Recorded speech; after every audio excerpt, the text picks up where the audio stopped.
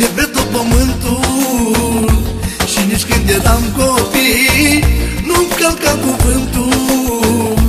A avut grijă de mine, dar și eu de ea.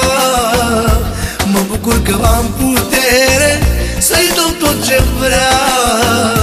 Surioara mea m-ai pus mai presus de toate, la fel cum am pus și eu dragostea de frate. Supărarea ta a fost supărarea mea, și eu am plâns de bucurie pentru bucuria ta.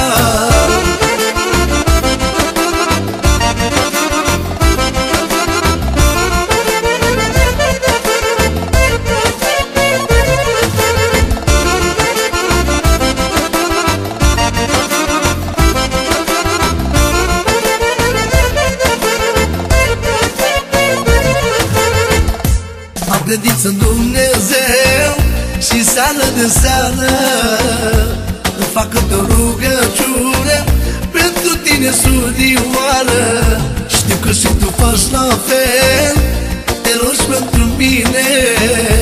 Ce-mi dă mie Dumnezeu, eu umăr cu tine. Surioara mea m-ai pus mai presus de toate, la fel cum am pus și eu dragostea de frate. Supărarea ta a fost supărarea mea, și eu am plâns de bucurie pentru bucuria ta.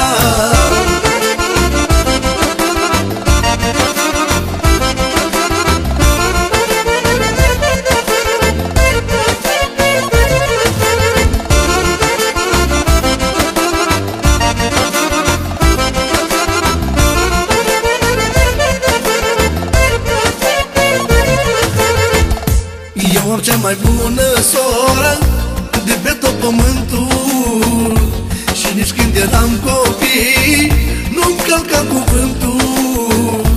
A avut grijă de mine, dar și eu de ea.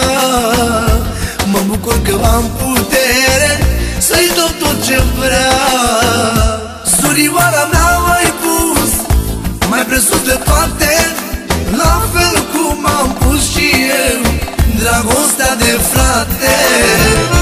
Supărarea ta a fost supărarea mea, și am plâns de bucurie pentru bucuria ta.